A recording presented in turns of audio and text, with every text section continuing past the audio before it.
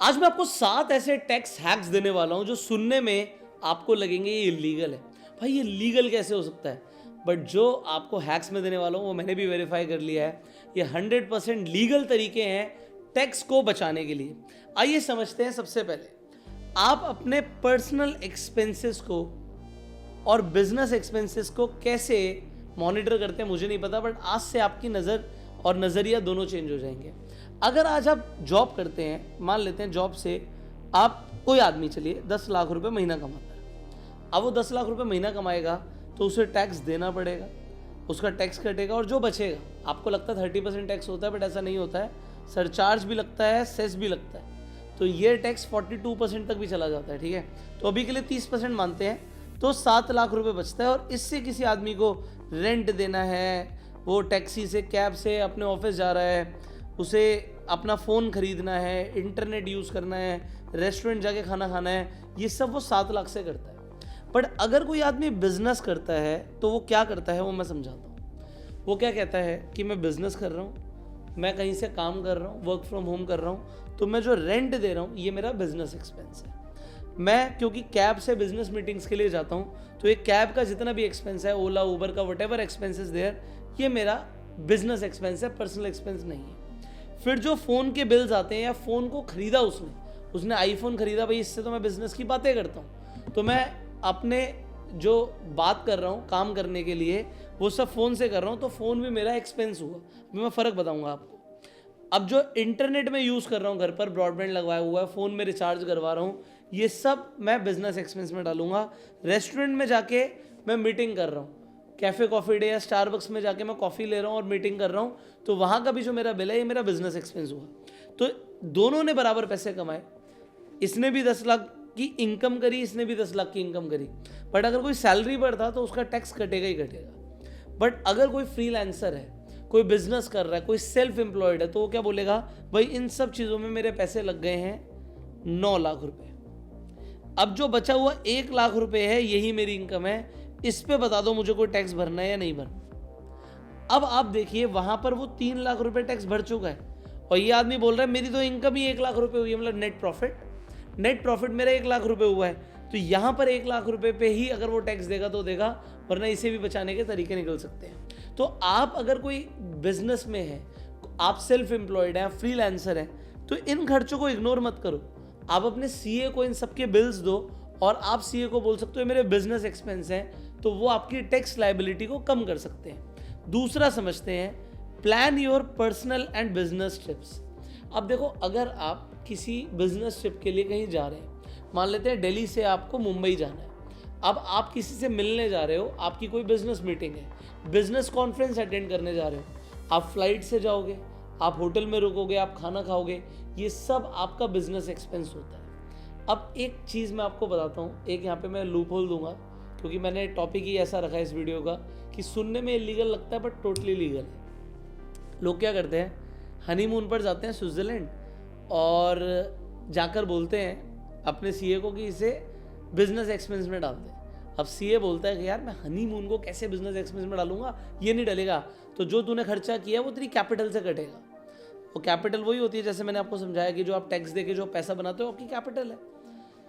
एक तरीका मैं बताता हूँ, कई सारे लोग इसे फॉलो कर रहे हैं।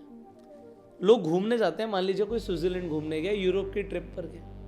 अब वो आदमी क्या कहता है कि भैया मैंने ना एक व्लॉगिंग चैनल शुरू किया अभी अपनी वाइफ के साथ, तो मैं और वाइफ घूमने जाते हैं, हम स्विट्जरलैंड भी जाएंगे, हम यूरोप भी जाएंगे, हम जापान भी जाएंगे, तो जो मेरा खर्चा हो रहा है घूमने फिरने का, वेकेशन पर जाने का, फ्लाइट बुक करने का, होटल बुक करने, ये तो मैं इसलिए कर रहा हूँ क्योंकि मैं व्लॉग बना सकूँ, तो इससे मुझे पैसे आएंगे, यूट्यूब भी पैसे देगा, ब्रांड कोलैबोरेशंस भी होंगी कल को, तो ये तो मेरा बिजनेस है। अब इसके लिए जितने भी मैंने एक्सपेंस करे वो मेरे कौन से एक्सपेंस हो गए, बिजनेस एक्सपेंस हो गए। तो ये बिजनेस एक्सपेंस को इस तरीके से करना तो नहीं चाहिए अगर आप सिर्फ टैक्स बचा रहे हैं, बट अगर आपका कोई व्लॉगिंग चैनल है और आपको व्यूज़ आते हैं तो फिर आपका ये बिजनेस एक्सपेंस हो सकता है, बाकी आप खुद समझदार हैं। तीसरा तरीका मैं आपको बताऊंगा, आपके होश उड़ जाएंगे। ठीक है, समझिए, आप एक लैंड खरीदते हैं तो ये आपके बिजनेस के अंदर एक कैपिटल होती है। ठीक है, ये एसेट है आपका। आपने एक ज़मीन खरीदी, बट वो ज़मीन की जगह आप एक बिल्डिंग खरीद लेते हैं, कमर्शियल बिल्डिंग खरीद लेते हैं, या फिर एक ऑफिस स्पेस खरीद लेते हैं, ठीक है, वो ऑफिस भी हो सकता है, मैं तो बिल्डिंग का एग्जांपल ले लिया, एग्जांपल क्लियर हो जाए। अब मैंने एक बिल्डिंग खरीदी है, ऑफिस खरीदा, आपको पता है ये ऑफिस खरीदना, क्योंकि मैंने ऑफिस खरीदा है बिजनेस के लिए, कमर्शियल है मेरे ये, अब ये खरीदना आपको कैपिटल एक्सपेंडिचर के अंदर आप इसे डाल सकते हो और इस पर आप डेप्रिसिएशन क्लेम कर सकते हो। If I am not wrong, ये 10% की सालाना डेप्रिसिएशन होती है। अब अपने सीए से बात करना, मान लेते हैं मैं इस स्पेस में बैठकर वीडियो शूट कर रहा हूँ, ये मेरा ऑफिस है, अब ये मेरा ऑफिस है, यहाँ से मैं काम कर रहा हूँ, ये जगह मैंने खरीदी हुई है एग्जाम्पल के लिए। अब मैं अपने सीए को क्या बोलूँगा, भाई ये मैंने खरीदी थी, ये मेरी सेल डीड है, अब इस पर जो डेप्रिसिएशन बनता है, मान लेते हैं ये ऑफिस 10 करोड़ का है, तो 10 करोड़ में 10% कितना होगा, 1 करोड़ रुपए हो गया, एग्जाम्पल हो गया। अब मैंने इस साल 1 करोड़ रुपए का ही प्रॉफिट किया, एग्जाम्पल समझो, तो मैं लीगली आपको पता है कितना टैक्स दूंगा, 0। ऑल्दो मैं 0 टैक्स देता नहीं हूँ, ये सब एक बोलने वाली बात है एग्जाम्पल के लिए, बट यस मैं भी अपने टैक्स को ऑप्टिमाइज करता हूँ कि कैसे टैक्स बचाया जा सकता है लीगल तरीके से।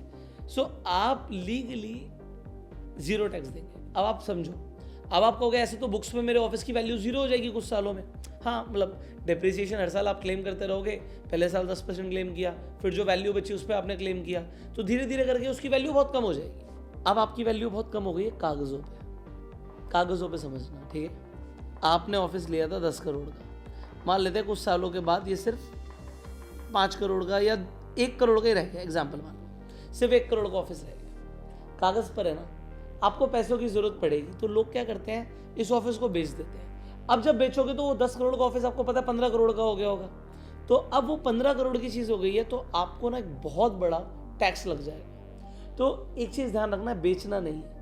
अगर वो 15 करोड़ की चीज़ हो गई है तो कोई भी बैंक आपको 10 करोड़ का लोन ही दे देगा, 12 करोड़ तक का भी लोन दे देगा, तो आप लोन ले लेना। और लोन का भी जो इंटरेस्ट होता है ना, वो भी आपका डिडक्टेबल होता है आपकी बिजनेस इनकम में से। You can talk to your CA.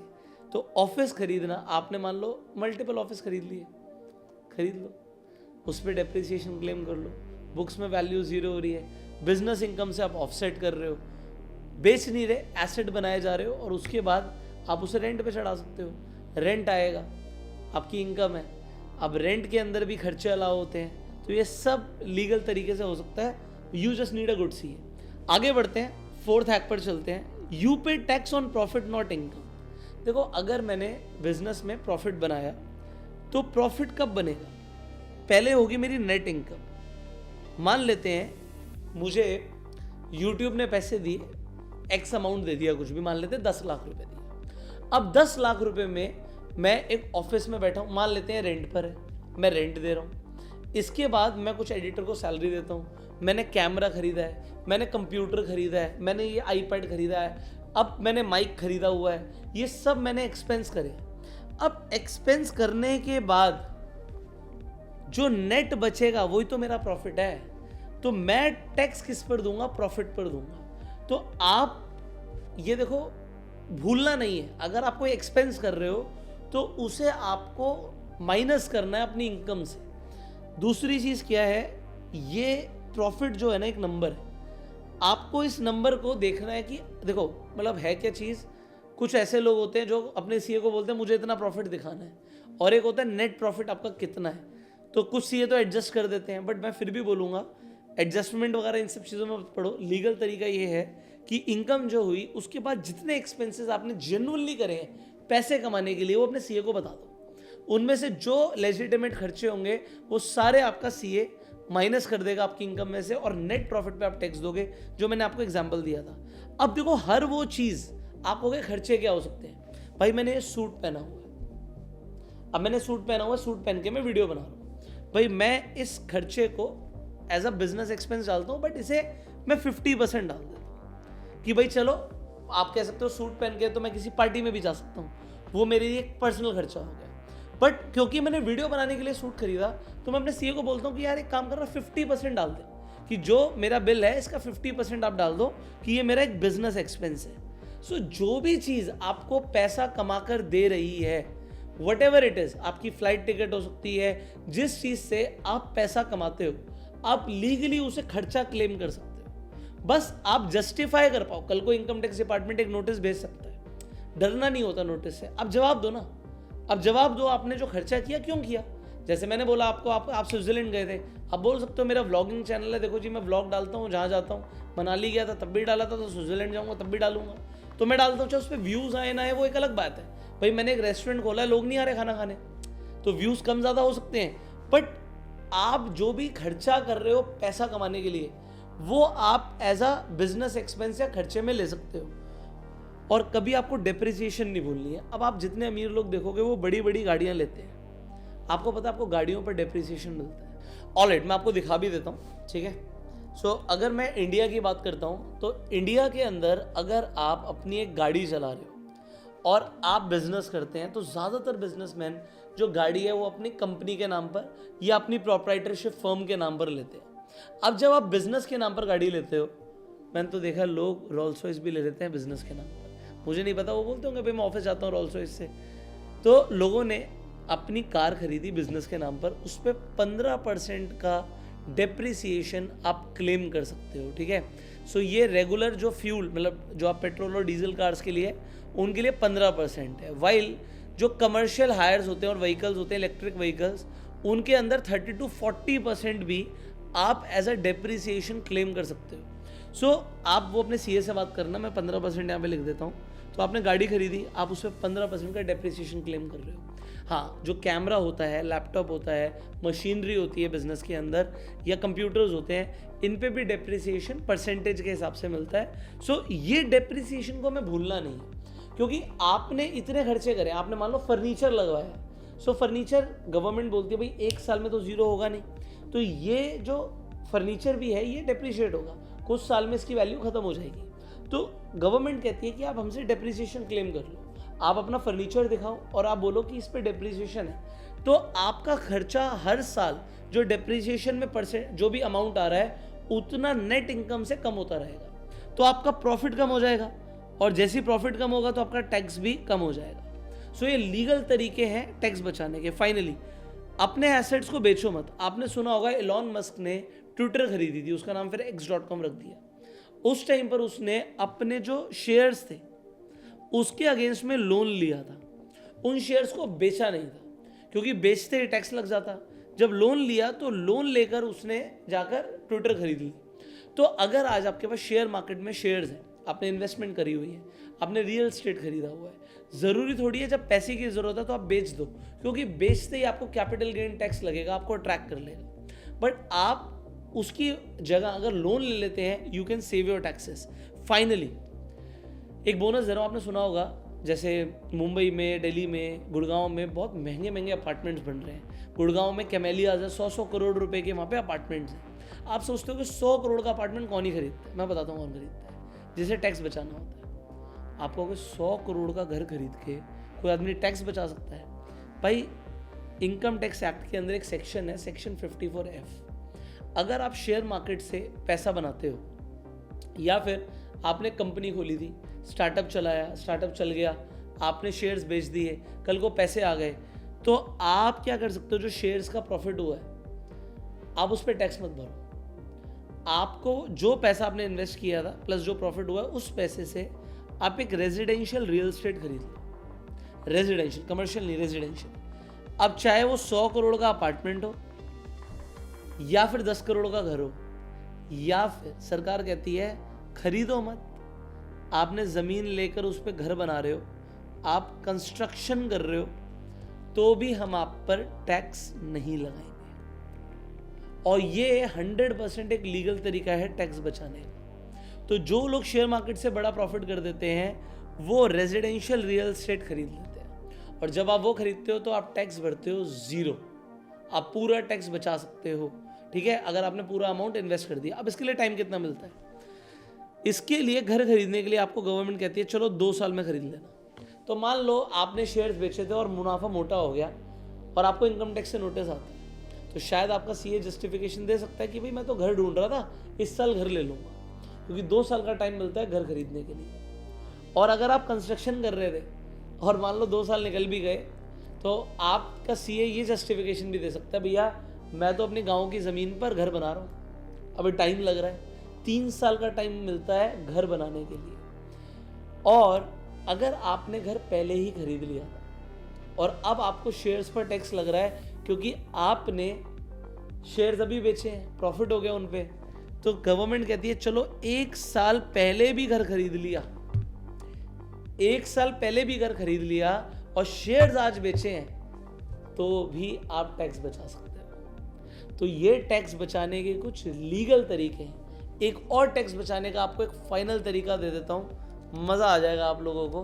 तो अगर आप में से कई सारे लोग ट्रेड कर रहे हैं और क्रिप्टो में ट्रेड कर रहे हैं, तो मैं आपको एक चीज़ दिखाना चाहता हूँ। क्रिप्टो में ट्रेड कर रहे हो, आपको 30% का टैक्स लगता है जो भी आप प्रॉफिट बनाते हो। अगर आपको वो भी बचाना है तो आप शार्क एक्सचेंज पे जाके अपना अकाउंट ओपन कर सकते हैं। शार्क एक्सचेंज का लिंक मैं आपको डिस्क्रिप्शन पिन कमेंट में दे दूँगा। अब यहाँ पर फ़ायदा क्या है, आप जो ट्रेड करोगे यहाँ पर आपको आपके टैक्स स्लैब के अकॉर्डिंग टैक्स लगेगा। दूसरी चीज़, यहाँ पर आपको यूएस स्टॉक्स, ETF, मेटल्स में आपको gold, silver, platinum, palladium, energy में क्रूड ऑयल, नेचुरल गैस सब मिल जाता है। इन सब में ट्रेड करके आपको 30% का टैक्स नहीं लगता क्योंकि क्रिप्टो ये टोकन्स हैं। सो टोकन्स में अगर आप बिटकॉइन, इथीरियम इन सब में भी ट्रेड करोगे तो 30% का टैक्स अट्रैक्ट करोगे।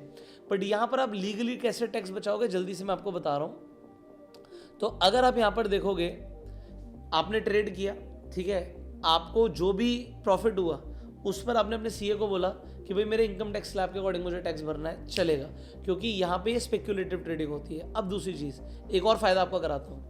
अगर आप ट्रेड करते हो तो बाकी प्लेटफॉर्म्स पर आपको ट्रेडिंग फीस लगती है, यहाँ पर आप फ्री में ट्रेड कर सकते हो। कैसे? अगर आप प्रॉफिटेबल होते हो, ये 30,000 हर मंथ आपके अकाउंट में वापस कर देते हैं, अप टू 30,000 जो भी आपकी फीस लगी है। अभी तक 10 करोड़ 40 लाख रुपए लोगों को वापस दे चुके हैं। सो 10 करोड़ 40 लाख रुपए लोगों के अकाउंट में जा चुका है जो इस प्लेटफॉर्म पर ट्रेड कर रहे हैं। और ये इंडिया का लोएस्ट कॉस्ट क्रिप्टो एक्सचेंज है। यहाँ पर आप ट्रेड करोगे, सबसे कम फीस भी और प्रॉफिटेबल हो तो ये जीरो ही हो गई, और प्रॉफिटेबल होने पर ही आपको सर्टिफिकेट भी देते हैं। सो शार्क एक्सचेंज का लिंक मैं आपको डिस्क्रिप्शन में कमेंट में दे रहा हूँ, आज ही जाके आप अकाउंट ओपन कर सकते हैं। और दूसरी सबसे बड़ी चीज़, आपको एक गूगल फॉर्म का लिंक दूंगा, अगर आप उसे फिलअप कर देंगे तो आपको हमारी तरफ से 2 ट्रेडिंग के कोर्स प्लस कुछ लोगों को, लिमिटेड लोगों को ट्रेडिंग व्यू का सब्सक्रिप्शन भी मिलेगा फ्री में। तो उसके लिए आपको शार्क एक्सचेंज पर अकाउंट खोलना है, ट्रेड करना है और गूगल फॉर्म को फिलअप कर देना है। हम मिलेंगे आपसे अगली वीडियो में, बट अगली वीडियो में मैं बात करने वाला हूँ क्रेडिट कार्ड्स के ऊपर, और मैं आपको ये भी बताऊंगा कि आप अपना सिबिल स्कोर कैसे बढ़ा सकते हैं लीगली, वो भी फटाफट। अगर आपको क्रेडिट कार्ड के ऊपर वीडियो चाहिए तो कमेंट में लिखना credit card, I will tell you the best credit cards, पैसा बचाने के लिए, टाइम बचाने के लिए और टैक्स बचाने के लिए। सो इस वीडियो को शेयर कीजिए, इस वीडियो को लाइक कीजिए अपना प्यार देने के लिए। Subscribe this channel, click on the bell icon. You go self made, enjoy.